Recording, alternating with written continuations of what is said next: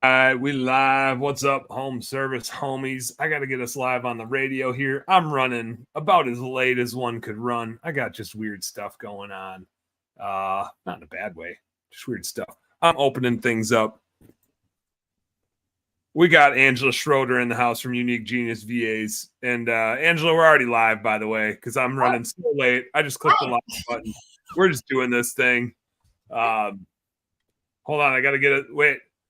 If people are tuning in, and this is good podcast material right here, because this is how it happens. Wait, hold on.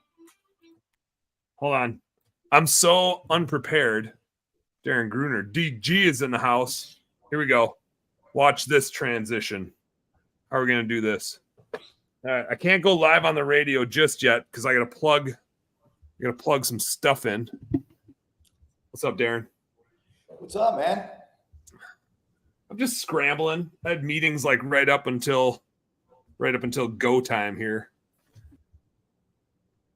I just was on with Adam, so I figured I didn't want you to be jealous.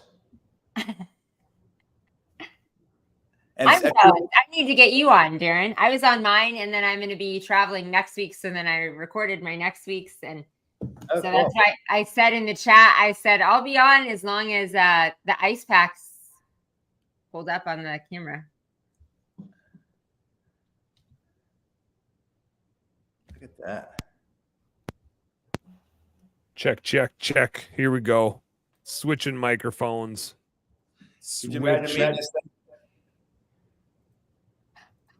That's a little young for me. What's that? This car. I get these emails for I'm in some kind of car thing, so they keep sending me. Hey, how about you want to buy a Porsche? Yellow. Do you? No. Oh. No. I barely even drive my car that's in the garage and never drive it. What do you just walk it? You ride a bike everywhere or what? No, I have my truck. I drive my truck. I have a 2000 and I think it's a 19 Maserati. I never drive it. I got like 10,000 miles on it. You just drive the time machine because you never know where you're going to need to be in time. That's right. Actually, that's in New Jersey. Hey, I got to do this. I got to get us live on the radio. Ready? Let's do it. Here. Wait. Can you hear some music? Okay, I just needed to make sure. I just need to make sure you could hear it. That was actually what that was for. I wasn't sure if I was ready to go or not yet. All right, here we go. We're going live on radio. Okay. I don't know if I can hear it. I dance. That's what I was looking for. That was stressful. That was about as late as I've ever jumped on to host my radio show. But I got all kinds of stuff going on, and I got the biggest check I've ever seen is sitting on my desk. And that's part of the weird stuff that I get to talk about today. Just weird stuff going on. What's up, home service homies? I'm Dan Plata. This is the Home Service Happy Hour podcast brought to you by Best Damn Bookkeeping, a.k.a. me. We got Darren Gruner in the house. What's up, Darren Gruner? How you doing, man? Good, man. For a second, I thought you were smoking a pipe. That would have been pretty badass. It's just your glasses, though, so it wasn't that badass. It's just from super nerdy and stuff. Working glasses. Yeah. I mean, does anybody have a pair of glasses that's not broken? I feel like glasses that aren't broken don't really exist. They're at the store where you can get glasses, but like once you get home, I got like 30 of them, and then I have them the lenses are broken out of, or this little nose thing is broken, or It's always something. I got to do this real quick. That was a different sound as I opened a bottle of beer instead of a can of beer. But today is just a day where I was like, I'm running late, but I just got to go down and grab a beer before I just get into what we got to get into today. We still have 78 bullet points left to talk about parenting as a business owner. The list, I think, probably got longer since the last week's episode because we didn't really cover a whole lot of the list. So now Darren's back and we can get back into that. I was running late. So I got, this is like part of the fun of being a business owner and part of the weird part about being a business owner. So I've got two different things, and I don't know if they're like dilemmas and I need feedback, or if I just want to tell stories. If you haven't tuned into the show before, by the way, this is like a sports radio show in the morning, but it's a business afternoon, happy hour show in the afternoon. And we got our panelists. I talked about Darren Gruner, and then I got distracted by the glasses. We also have Angela Schroeder, Unique Genius VAs, in the house. I made a terrible testimonial for Angela. I talked about Angela on the show last week, I think it was. And then I sent her a testimonial video, and I was going to redo it for you, Angela. And I was like, no, it's like perfect Dan Plata. I think I corrected myself 4 times. I stuttered. I did. You know what it was? I wasn't having a beer while I recorded that testimonial. That probably was what caused me to mumble and stumble. I want to hear about kind of like bowling. I want to hear about this big check, because I got a funny big check story for you. I got a big check. Just so you know how big it is. I'm just gonna read you the number. I'll tell you the story later. Now, maybe that's like kind of letting the air out of the tires. I'm not gonna tell you about it yet. I'm not gonna tell you about it yet. It's the biggest check I've ever seen in my life, and it's incorrect, but it's kind of correct.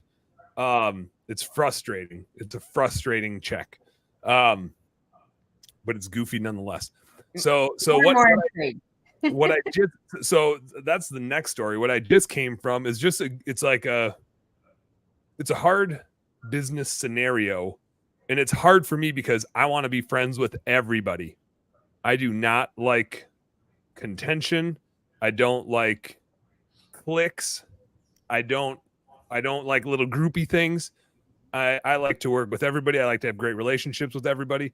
And I have a client base where they're like using a certain software, but kind of getting it wrong.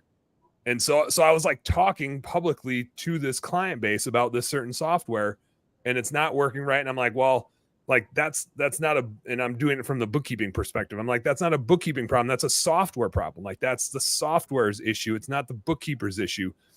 But here's the thing. Like I don't dislike the people that run that software, right? The people that are using it just don't know how to use it correctly. And but the narrative became like, oh, Dan's dogging on this software. And I'm just like, no, like I don't want to dog on anybody's software. Like I'm not trying to get at somebody's software. We're not Darren, what's the show that I don't know if you still do it, but where you get to talk shit about stuff? Talking trash. Yeah, I wasn't trying to go on talking shit about this software. Like I've gone on that guy's show. I know that guy. He's a good dude. I think the software probably works great. I've never used it, but I'm not dogging on the software. I'm just looking at it from the QuickBooks side of things, and I can see people using it wrong and not knowing what they're getting into. And so from a nerdy bookkeeping perspective, I'm like, hey, the user's got to figure out how to do this thing because it creates a bookkeeping issue. But now I feel like I'm in the middle of it where I'm just like, I want to be respectful of both parties. Like I'm not trying to dog on the dude's software. I am not trying to like take the blame as the bookkeeping nerd. Like it's not the bookkeeper's fault that your QuickBooks is all jacked up because you integrated a CRM. I've been telling people forever not to integrate their CRMs.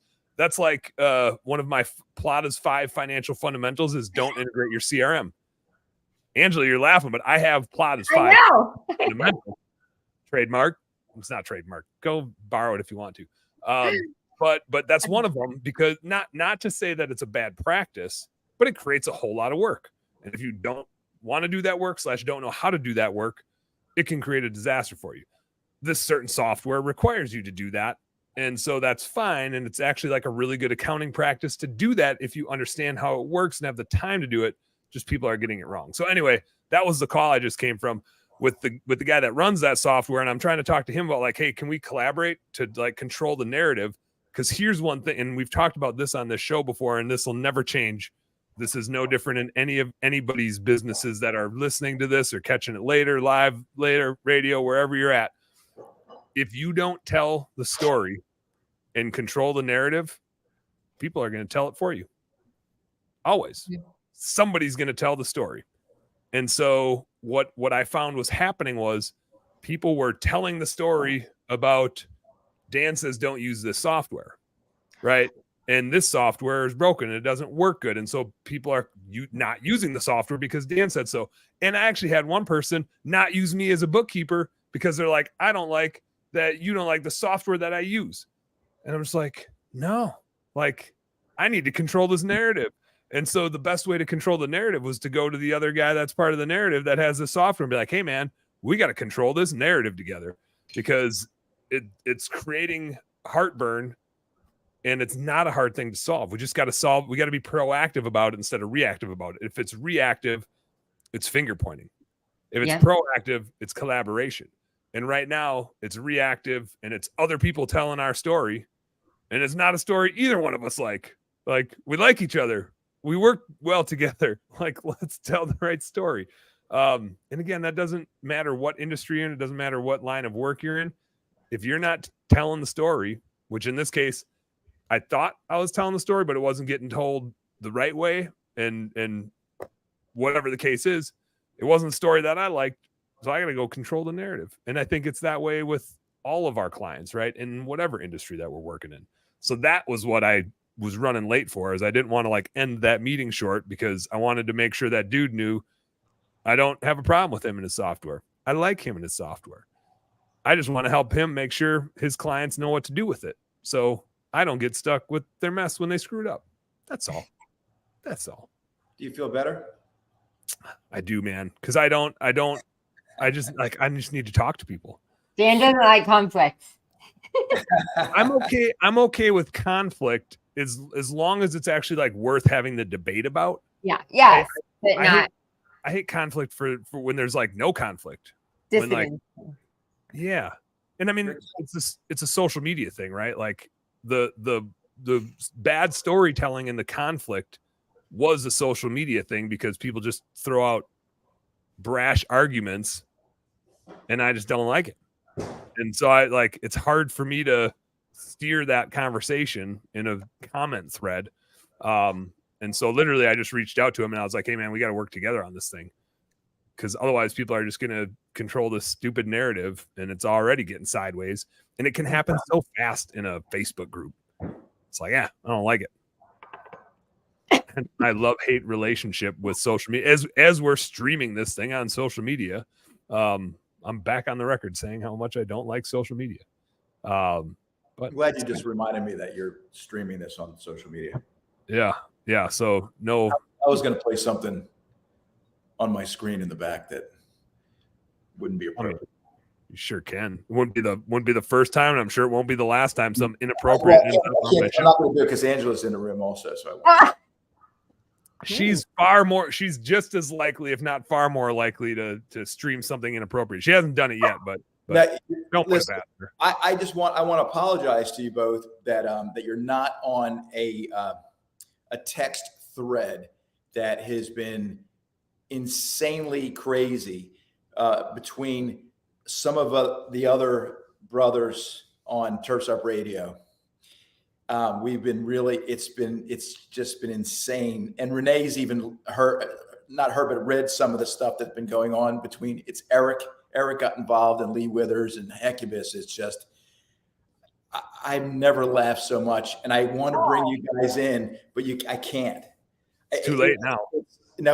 I can't bring you in because you'd have to sign like some type of waiver. We'll sign a waiver. Yeah, have to sign a waiver. I'm calling my lawyer. I gotta tie you in here somehow because it's insane.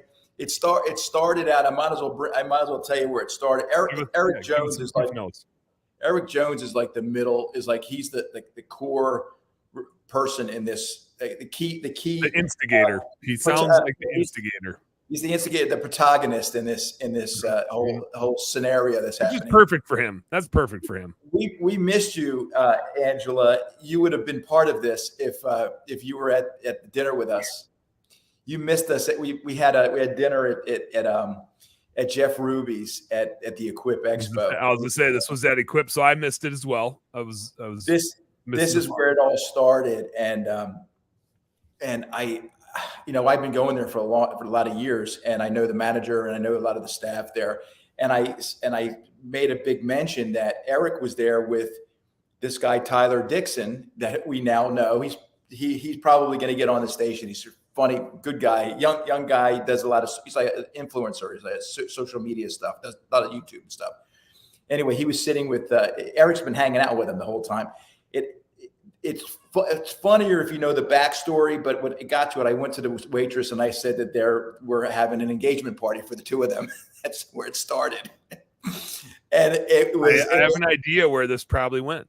But the funny, it's not even that was funny on its own. But when we got back, Tyler happened to. Lee's really pushing this whole thing, but Tyler happened to stop by Eric's. He has a maze, the Halloween maze that he does, the corn maze that they do for Halloween.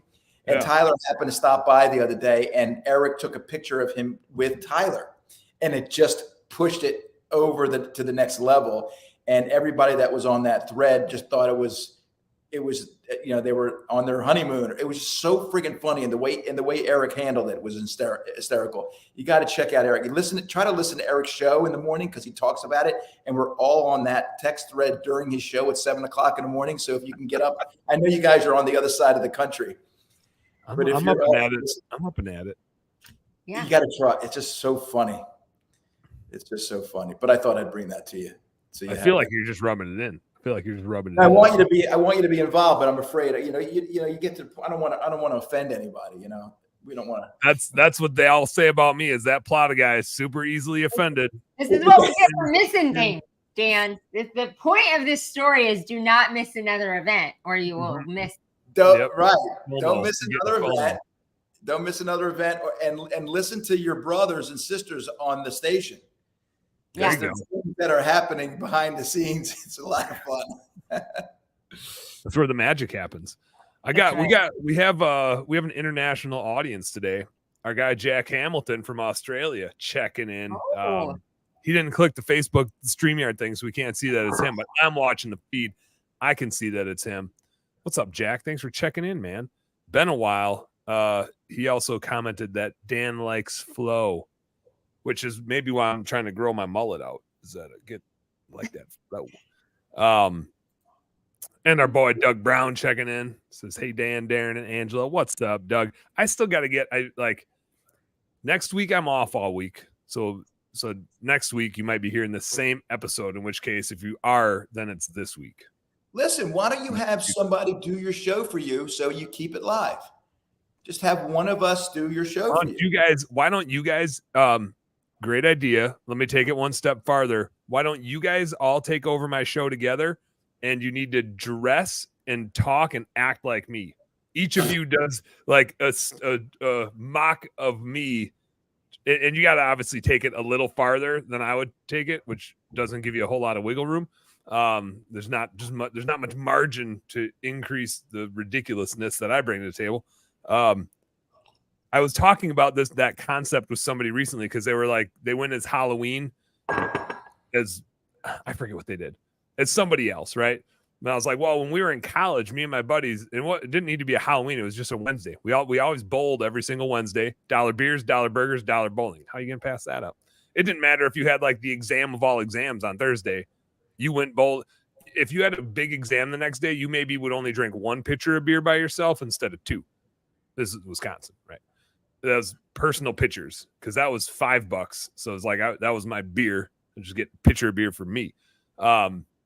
But one Wednesday, we just decided to all go as each other, like literally wearing each other's clothes besides the underwear. I think we wore each other's shoes because like we had different styles. Like quite a few of us had different styles.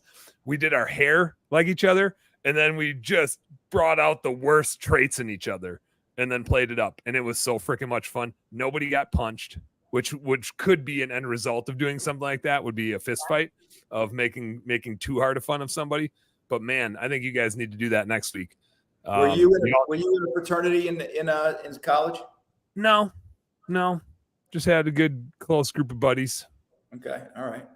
That could do that and not kill each other. Oh yeah, we can easily. That's part of that thread that's going on with Eric. So, I just want to make sure you can handle it. Oh, if you're in, we'll let you in. Angela's like, I want to be one of the guys. Yes, I do. You could be one of the guys. I think Angela can handle it. Angela can handle it. Hey, I got to do this thing. We're like 20 minutes in here. We probably need to play some commercials and thank the show sponsors. So let's let me do a plug real quick. Whoever's listening here on Facebook, or what do you do? YouTube? What do you do? Oh yeah, yes. To both. Go to turfsupradio.com and then on the front page there's a subscribe to Green Industry Pros magazine. They're a partner of ours. They're going to be bringing you all the latest in news and technology, all coming right from a journalistic perspective. Make sure you subscribe to their magazine, and you can go right online and check out their all the good content. We're going to be talking a lot about that too. But make sure you go do that for us. Do that for us, please, while we're on a break. Do it up. turfsupradio.com. Green Industry Pros. Go check it out. We'll be right back with a little more home service happy hour right here on Turfs Up Radio.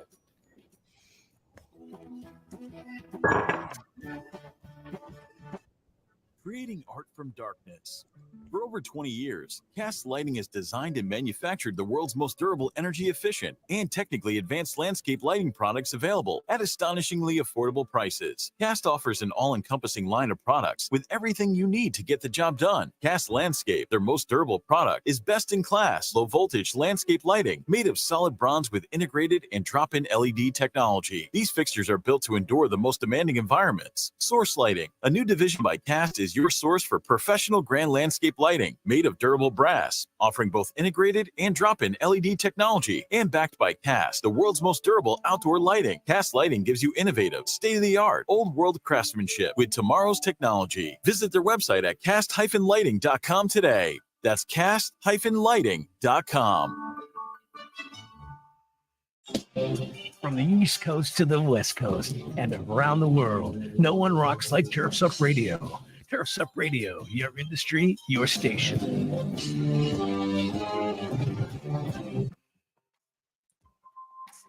Crest is leading the transition from gas-powered lawn equipment for professional operations with the introduction of the industry's first truly game-changing innovation in battery-powered OPE. With the Crest 8-minute cyber system, professional landscapers can now replace their messy gas-powered equipment without sacrificing performance, power, or runtime.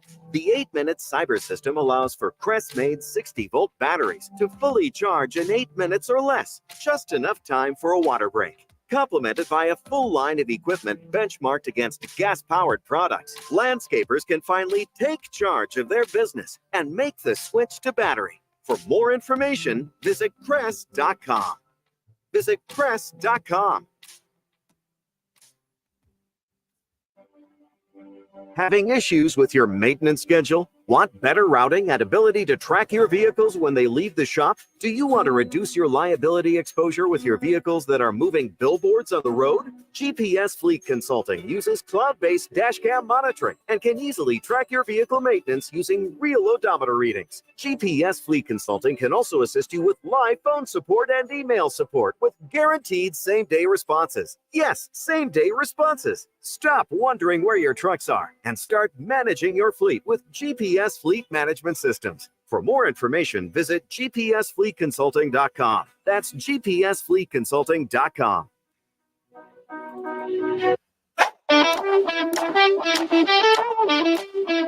What's up, home service homies? I'm really glad that I looked up when I did because I was sitting here screwing around on my phone, and then I was like, oh my god, the commercial break's almost done. I better start playing some music. So Angela's dancing, letting us know that we're back, we're live, people can hear it. Angela and Darren, I muted you guys. You got to unmute yourselves because I think I have the power to mute you when we're on a commercial break, but I don't know if I have the power to unmute. Derek's busy talking. Oh no, I did unmute you, Darren. That was cool. Let me do it. Anyway, the little wins. So I have just I already told one story about my day of just trying to like mellow out stories and relationships, but now I got a story for you guys. I have the biggest check right here that I have ever seen or held in my hands, and I'm still holding on to it. It's not in the bank, even though I went to the bank today, because it's not exactly correct, and it's from the IRS. And so I'm just leery of cashing it. So here's a little background. Just the way that this happened. Everybody sit down. Uncle Dan's going to tell you a little bit of a story. So a long, long time ago in a faraway business, we got some ERC funds, the employee retention credit thing. Darren, are you wearing underwear? Are those boxers? What are you wearing right now? What the hell are you doing? He looks like he's walking around in turf. Oh, he's got his Turfs Up boxers. Okay, well, that's fine.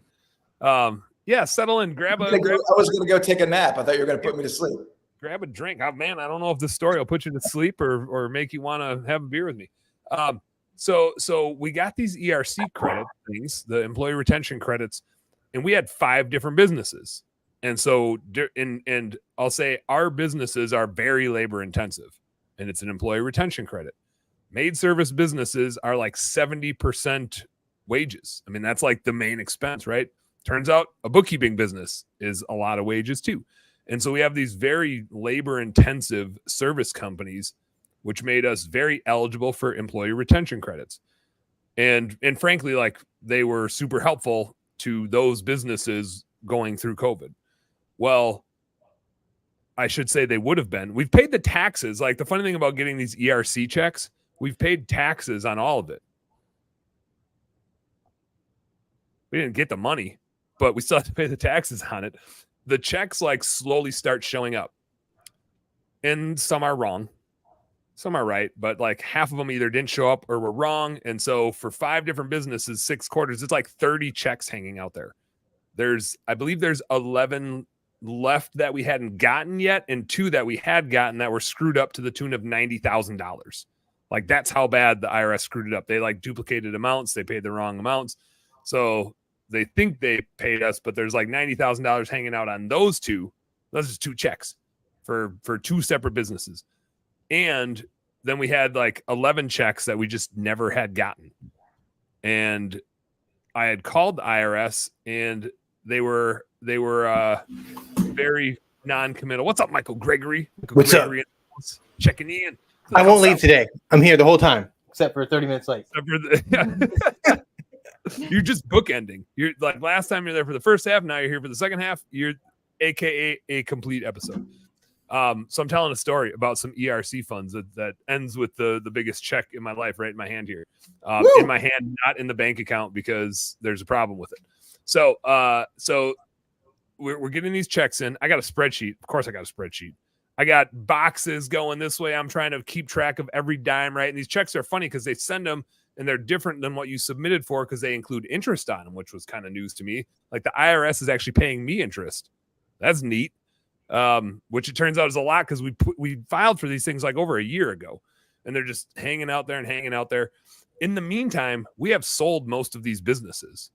All but one of them has been sold. And so we're like, but I'm keeping the bank accounts live because at some point the IRS is going to send me a check. Right.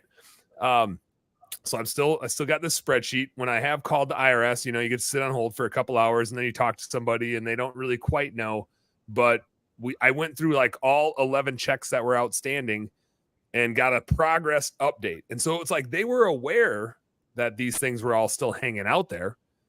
And this one was in process and this one was in review and right. They have their words. And so I was like, okay, like all I really wanted to hear was that you guys know that these, like some of these checks came and some didn't.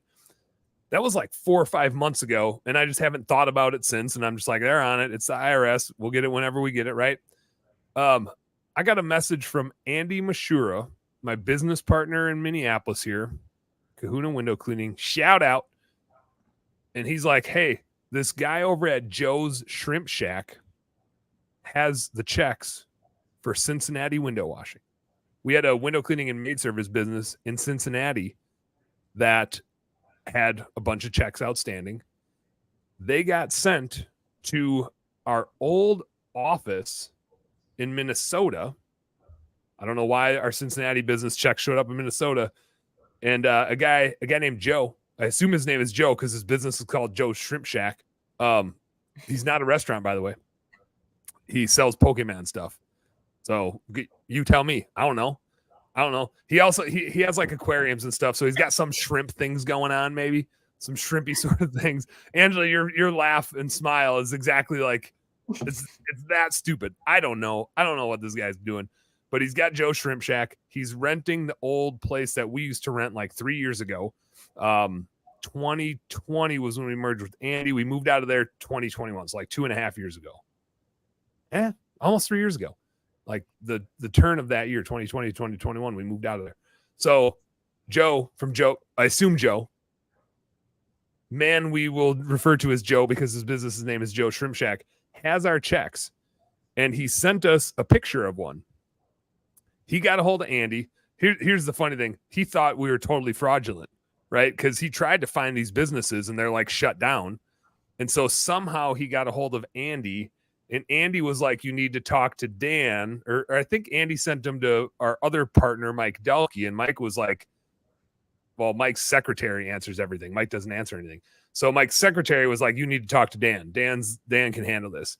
So then he gets a hold of me. And at the same time, Derek, our business partner in Cincinnati, gets a hold of him. So he has like 5 people coming at him for these checks. All of a sudden, like he tried to find us. And now he's got like 5 different people coming at him for these checks and trying to be, like, hey, where can we meet you? Where can we get these checks? And he's like, whoa. Like, how do I know you guys are who you say you are?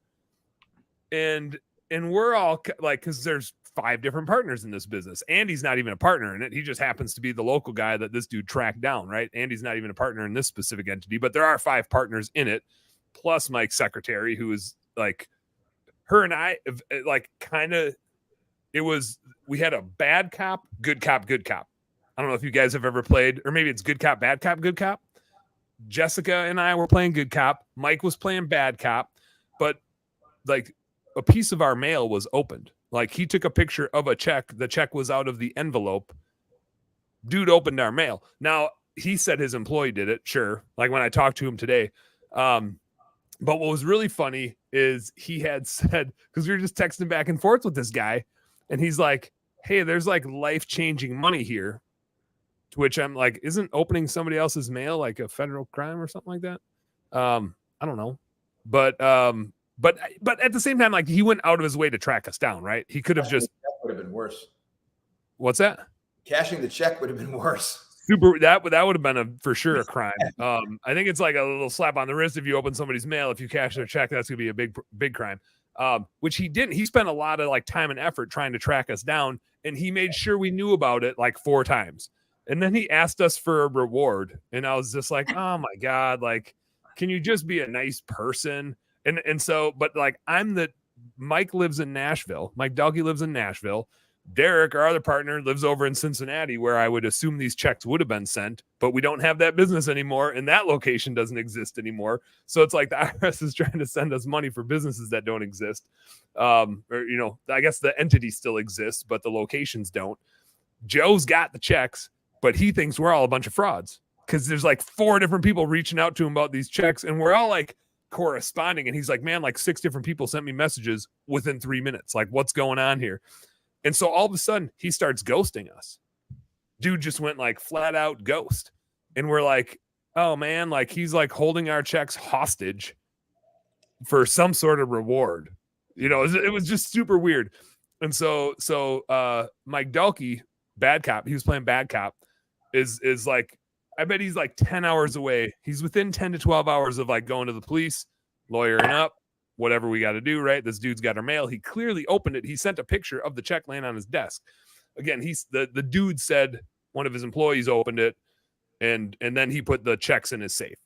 And then I'm the local person that needs to go like get these checks from this dude. And again, yesterday he and I were texting, and he hinted at that he wanted a reward. And I just didn't give him. I was like, I'll be there at 11:45 was my response to like, hey man, I spent a lot of time on here. It would be nice to get a little something for it, because he knows how much. Like he saw, I think the check he opened was like a $20,000 check. He didn't see the one that is sitting here on my desk, or maybe he would have went and cashed it and went and bought an island or something. I don't know what he would have done with it. Biggest check I've ever seen in my life. Did I mention that? I still haven't talked about what this check is, what numbers are on this thing.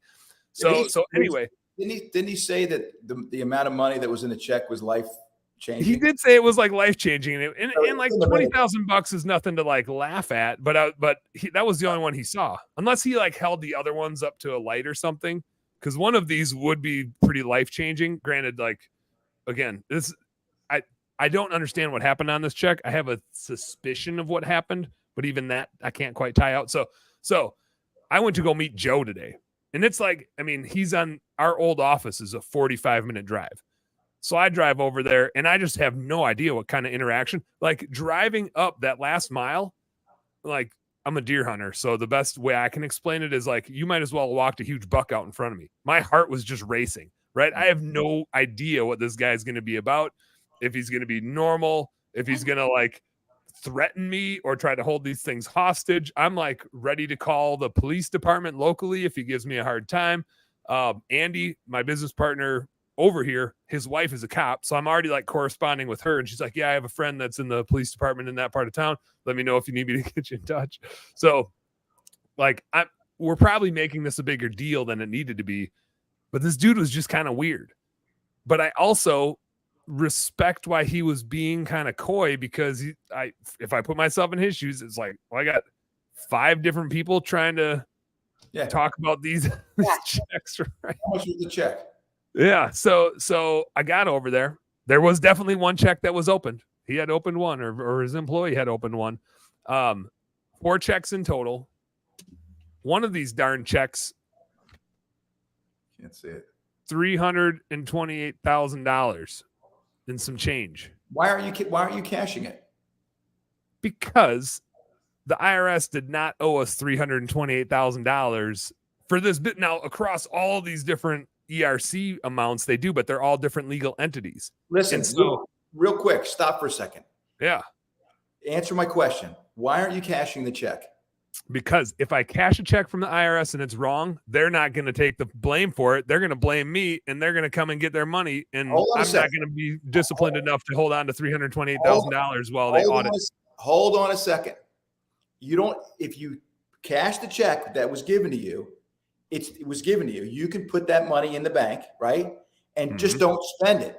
Earn the interest off of it while they're under, Here's the thing, Darren. Here's where the confusion lies. My suspicion is so this particular business was owed $150,000 in total.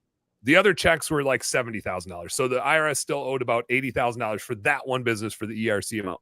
Okay. The rest of it, I can only assume, corresponds to other businesses that we have or had in checks that they were owed. Like I said, there was like 11 in total that they still were like in the wind. The total dollar, not including the 2 that they screwed up, that they still owe us $90,000 for, between the other 5 businesses and the checks they didn't send us, the total dollar amount that they would have owed is $325,000. This check is for $328,000. So part of me is like, this might be them trying to pay for, because I don't know where those checks are either. This might be them trying to pay for that. But I can't just like sit on this, because I have to disperse this to like probably 10 to 12 other business owners, other business partners across 5 different businesses. So I can't just like sit on this thing in an account. It's due to a bunch of owners as a return on their investment. But if I cash it and start dispersing it, then I can't like go back. Right. What do you mean you can't go back? I don't understand. What I need to figure out, where I'm kind of stuck, is this dollar amount specifically for this one entity? Because this is only one of 5 entities that this is written to. And can I just assume it's for all the other businesses, of which like 10 of those business partners have nothing to do with this business, right? So there's all these ownership interests in other businesses. And is this just for this one business, or is it for all these other 4 of the 5 businesses with other business partners? I don't know. Figure that out later. Get a copy of the check, put the money in the bank, start earning interest on it, and figure all that out instead of sitting there making no money right now. You know what you'll make off that with 6% right now per month? You're over $1,500 a month. On the plus side, I've only had the check for like 2 hours, so I haven't missed out on a whole lot of interest yet. But I see what you're saying. What I'm saying, I would cash that check either way. The bank, one time, Wells Fargo was supposed to give me rewards money. They were owed me, I think it was $728 in rewards money. They gave me $70,028, and they put it in my bag. And I didn't say anything. I knew I didn't know. They didn't know it to me. I just kept it in I waited for the phone call. It took me about 7 or 8 months to finally give me a call. When I saw that phone number, I said, there it is. And that was great. And all that interest, I made all that money on that interest while I was waiting. And I didn't end up giving all the money back because they said that they made a mistake. So they kind of gave me a little break, but I made money off the interest. You got some interest. I like it. I like the perspective. Let me do this because I'm not done talking about this, but I do know that we need to hear from our sponsors at Turfs Up Radio. You've got to make some money somehow. Closing us out. Yeah, I'm all about making some money. I just don't trust the IRS, I just don't trust the IRS. I feel like they're going to penalize me if I cash it because they screwed up and I cashed. It's just not somebody. Like we talked about earlier, I don't want any confrontation, baby. I don't want no confrontation. No money is worth that confrontation. Not with the IRS. We'll be back with a little more Home Service Happy Hour on Turfs Up Radio. Don't go nowhere. TrueFuel is a high-octane fuel precision engineered for your 2- and 4-cycle equipment. They use the most advanced synthetic lubricants and stabilizers in an ethanol-free fuel, improving performance, protecting your equipment, and saving you time. That means easier startups, smoother idling, and quicker trigger response, plus extended life for all of your equipment. TrueFuel is ready to use and easy to store, helping your operations be more efficient and reducing maintenance costs. We at Turfs Up use TrueFuel because we know it works and we know it's the best option. Check out TrueFuel50.com to learn more. That's TrueFuel50.com. You're listening to Turfs Up Radio, the only radio station of its kind dedicated to the green industry. Now you can even ask Alexa to tune you in when you're home. Are outdated spreadsheets and whiteboard scheduling costing you jobs? Or is a lack of consistency between crews causing your bids to differ from job to job? Or worse, delaying critical invoices and payments? Crew Control offers all-in-one business management solutions fit for every trade. From bidding and scheduling to invoicing and integrating payments, Crew Control provides real-time visibility into your crew's efficiency, whether you're in the field, in the office, or even on vacation. Manage your crews more effectively and improve business performance with Crew Control. Start your free trial today at crewcontrol.com. From the East Coast to the West Coast and around the world, here's to all the women in the green industry. Turfs Up Radio, your industry, your station.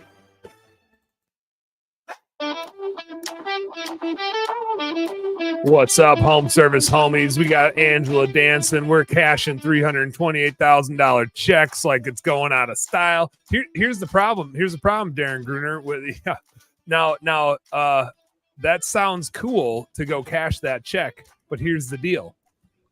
The only place I can cash it, it has Mike Dalkey's name on it and Cincinnati window washing. So the only place I can cash it is in our U.S. Bank account. And U.S. Bank pays like negative 3% interest, I'm pretty sure. So then I'd have to figure out a different bank to actually like move it to get some interest, in which case that would be a distribution to me that my business partners probably wouldn't like that a whole lot unless I was like, but wait, I'm just gonna pay you guys back like half the interest. I'll keep half for myself. But it's just such what I really want to do. Nope, I don't really want to do this. In an ideal world, I'd call the IRS. They would answer on the first call and they'd be like, it was for all those businesses. Or they'd be like, hey, it's not for all those businesses. We'll send you new checks correctly for Cincinnati. And by the way, here's all the other checks that we owe you that we screwed up on and the ones we still need to fix. That would be the ideal solution. And then I wouldn't even have to, this wouldn't be on my mental load. This wouldn't be anything I'd have to think about. But I just want to say one more thing. I want to say one more thing, and I'm gonna go. I got to get an appointment. It was nice seeing all you guys. Now I know where all my tax dollars are going. Just they're right here. They're right. They're literally on my desk. But don't worry, I didn't cash it. So. I had to write a big check right now. Now I know exactly where it's going. I can just say, look, I'm just going to give it to Dan Plata. Yeah, because he won't cash the other check. Maybe he'll cash mine. That's right. Hey, nice seeing you guys, Angela. Let's talk. Let's hook up. We'll chat. And Michael, nice to see you too. So have a good show. I'll be listening. I'll see you. Bye-bye. Okay, you should talk to my brother. I've told you many times. I can't wait till you meet my brother because you guys kind of look like. He's a CPA. He sounds awesome. And you should ask him. And also, just so you know, there is a very nice service that sits on hold for that with the IRS for you. Do you know that? I feel like I need to leave now because it's all off kilter. So No. What? Now it's the Michael show. What's Michael up to? Who waits on hold at the IRS? There's a service that does that for you. I'll connect you to that as well. I was gonna use so Mike Delkey's mother-in-law, bless her heart, and that's not like a Southern bless your heart where it's actually an insult. Mike Delkey's mother-in-law, Jen Holman, is like one of my favorite people on the planet, and Jen is hey Jen, we need to deal with this administrative thing. Can you call the IRS and then like when they pick up, you patch me in? So we got to get that was our plan of attack, is we were going to enroll Jen to help us out. And I'm like so curious. I give it a 50-50. It's a total coin flip. Like, did they screw up so bad that they added an extra number in here? Because there's 2 checks that they still owed us for this business, and one of them was kind of around like if they pulled one of these numbers out, one of them was like kind of in the $30,000 range. Did they make a typo, or did they combine all of our other entities? But it seems weird they would combine all of our other entities, which like clearly have very different ownership structures, super different ownership structures. That would be like a wild oversight by the IRS. And part of me would be like, they would never do that. And then part of me is like, the fact that they screwed up so many of our other checks, they maybe would do that. I don't know. They'll definitely find it, Dan. So, yeah. Cashing the check and collecting the interest is a pretty solid idea. That's a good idea. If I had if you own the entire business, I would say go for it. But yeah. The ownership different, because it might be spread across 5 different businesses and all the different ownership structure stuff in there. That's where I'm just kind of like, I also don't want to create a bunch of administrative work for me to do. I got plenty of work to do. Chasing money around. The best line was, and U.S. Bank pays a negative 0.3% interest. So, I mean, if you didn't want to distribute or create administrative work, here's an idea that it goes in something and gets interest, and y'all donate the interest that it accrued over as a nice charitable gift from all of you. After we pay me back for my time spent trying to set all that up. Now, I do have personally, I moved all of our stuff to CIT Bank, 4.5% interest in my savings account. That would be pretty sweet. I get 4.5% interest on this big fat check here for a little bit. But like I said, then I would have to move it out of US Bank to me, which would look like I was embezzling funds away from my business partners, and they might not like that. And then I would just be like, no, guys, I promise that I will pay it back. I'm just earning us some interest. I just wish I didn't have, like, this is cool and all, but I wish I didn't have to deal with it. I wish I didn't have to think about it. I wish they just got it right so it wasn't a thing. But it is kind of a funny thing, and it gave me something to talk about for an hour, so that's kind of cool too. But I still like it. We still have all these like businesses to close, but it's these checks that are keeping them open. And it'd be sweet if like this was the check that allowed me to like close everything and then not have to deal with it. Could be the end. Joe from Joe's Shrimp Shack. Allegedly Joe from Joe's Shrimp Shack may have. I really wonder, like, did he see this dollar amount? Is that why he said it was life-changing money? Or was he like, this $20,000 check is life-changing, man? Or maybe he just said, if this one's 20, maybe the other 3 that he had were 20. So maybe he thought it was 80. I kind of wonder what was going through his head. By the way, I didn't pay him a reward. I didn't. But if I cash this check, maybe I'll buy him a edible arrangement. What are you guys laughing at? What are you laughing at? The randomness of things. Like, I wish I could just be inside your brain of all the words that came to your head, like really quickly, and say like an edible arrangement. There's a reason for that. Bryn, my old admin, like she would go out of her way to get anybody else an edible arrangement only because she really wanted one, and it was her like signaling, like, hey, I'm gonna get you an edible arrangement for this thing that probably doesn't deserve an edible arrangement because it's $100 piece of shitty fruit that's chocolate dipped. And they cut it into shapes and stick it in a crappy piece of foam. No dissing edible arrangements. I'm not trying to have any contention here again, But it's just some really overpriced, okay fruit. And Bryn loves them. And Bryn buys them for everybody else, hoping that someday they will buy her one. And so it was a big joke when we were at Blue Skies that like, oh, Bryn's just trying to get her hands on an edible arrangement again. In fact, it was so hilarious. There was one time she knew Janelle, my general manager, was coming up to my house, and there were other employees of ours in town that were coming over, and she literally had an edible arrangement delivered to my house because she knew we were hanging out doing like a fish fry. That was how in love with edible arrangements she was. She would go so far out of her way to make sure everybody else had one. So Michael, that's why I thought of it. It wasn't that weird. It's kind of weird. It was good. It made a lot But of sense. I can afford the most badass edible arrangement if I cash this check. Super badass. It'd be like, instead of chocolate dip, be some gold dip shitty fruit. Then it'd be worth something. I can million other things you should do if you cash that check. Like, I'm the minority owner in any of it, so like 30 cents of this is I was mine. like, Michael and I will take something different than an edible arrangement. Yeah, well, that guy's like calling like every person in his phone book, like, this guy sucks, man. Got this $20,000 check. They give me $1. Like, yeah, how many hours of time he thinks he saved you? He said he spent 3 days trying to track us down. I'm just like, no, you didn't, man. Like over the course of 3 days, maybe you didn't spend 3 days. Are you going to send him an edible arrangement? That's what I'm thinking. Who's it made out to? Can you say that on public radio? He did say it already. Yeah, so it is Cincinnati Window Washing, which was one of our entities, and Mike Dalkey's name is on it because he's like the principal dude. And he's the hardest person to find ever. So I could see the belief. Like if your name was on it and somebody said, I spent 3 days trying to find you, just Google your name. I imagine it's like the first 7 pages or your. There's not a whole lot of Dan Platas out there, and I'm pretty annoying, so I'm all over that shit. He did. That was what he said. He's like, I kept searching for Mike Dalkey. I finally thought I got a hold of him, and this Jessica girl answered. She's his assistant, and he's like, man, she's just like super assistant-y.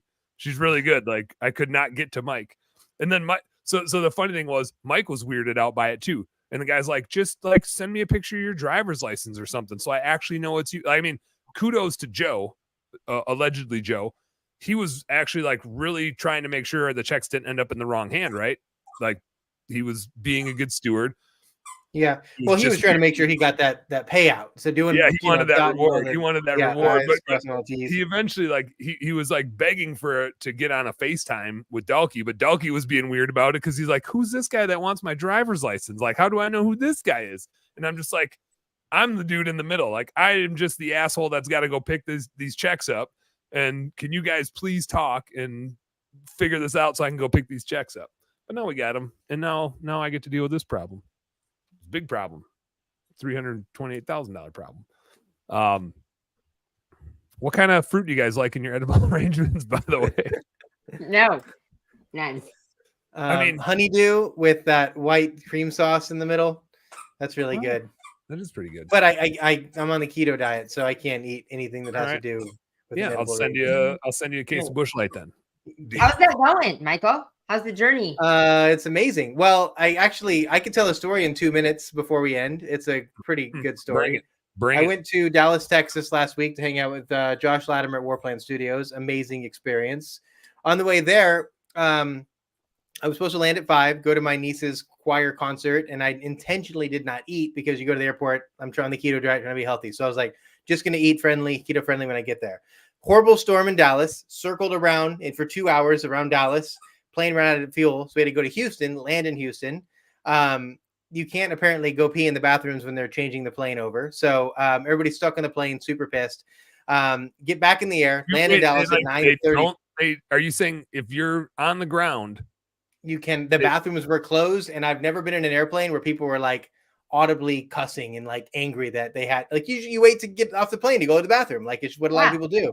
I had to pee so bad, and you couldn't pee. And I was like, oh my God, this is terrible. So I hadn't eaten all day. Why wouldn't they let you pee in a bathroom? They're changing, like refilling the water, like doing all the things in the plane. I suppose maybe they're like getting the tanks emptied or something like that. And it causes. That's what they did mention. That's where the uproar started. So land at 9:30, have 0 bites of food all day long.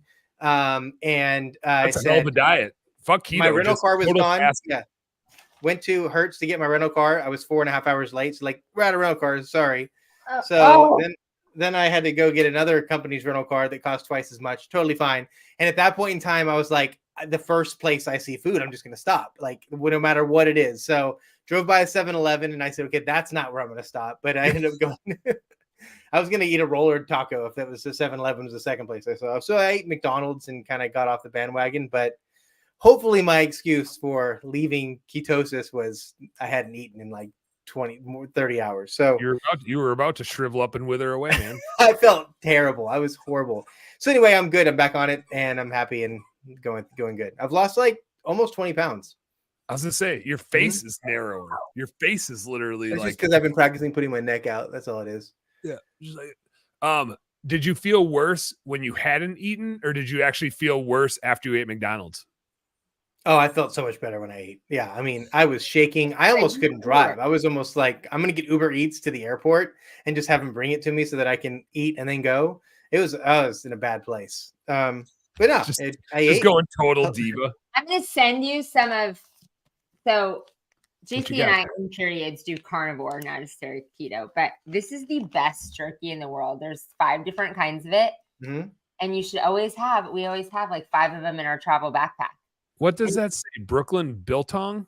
Yeah, it's super clean. I'll just order some, Angela. You don't have to spend. You'll spend more money on shipping than I probably will by just ordering it online. From Amazon. So I'm gonna send you some. Well, thank you. Okay. Awesome. Is that the brand name, or is that the flavor, or what the hell is that? Well, I'm going to talk about that. Michael gets a gift not only for the whole camera setup, but also for the last time he was on the podcast. And JC's like, I hate this damn camera. And I said, well, maybe we could put ice on it. And sure enough, now I surround my camera in an ice pack because Michael affirmed that was okay. Now I surround my camera in an ice pack and just icing it down, baby. Moral of the story, I just make stuff up. Like, ice will work fine. Yeah, this gets good. You still get it wet. You saved our relationship because the camera no longer died. That's what I do. I'm 2 minutes late for a call, but it was really good seeing you guys. It was good to see you. I'll see you next week in person. Yeah, I'm excited. See ya. Look at that. Later. Angela, what the hell is it? It's Brooklyn Bitlong. Is that the bite long? Bitlong? I'll send you some too. It's such good jerky. It's super clean. I'm gonna get both your addresses and send you some on Amazon. I thought you said turkey. I was like, weird that it's like turkey in a packaging like that. You said jerky. No, made with grass fed beef, or is it turkey jerky? No, it's beef. Only grass. I mean, it's grass fed beef, so it's clean. But 32 grams of protein. How do we know that beef likes grass? Why is that a thing? What if beef likes cantaloupe? I know. I'm from Nebraska. Beef likes corn. I know that. It loves corn and it loves edible arrangements. But we don't digest corn as well. Deer like corn as well too.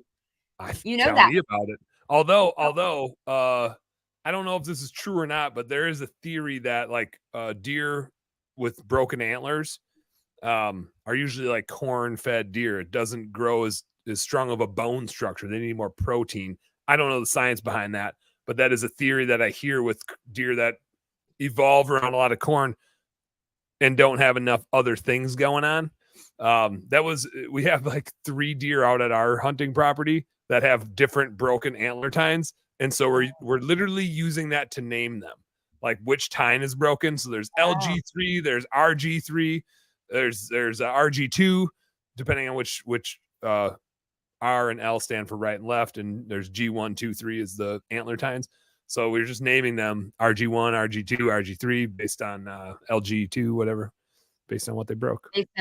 Corn-fed deer. They're not eating enough. Tastes better. They're super delicious. They are. Sage deer. Have you ever shot mule deer that are like sage fed? Not yet. But I've heard that you can taste it a little bit. But Now I have had pronghorn. I've had pronghorn, American antelope, and they have a similar diet. So much of what a mule deer tastes like or a pronghorn tastes like is all in how you make it, right?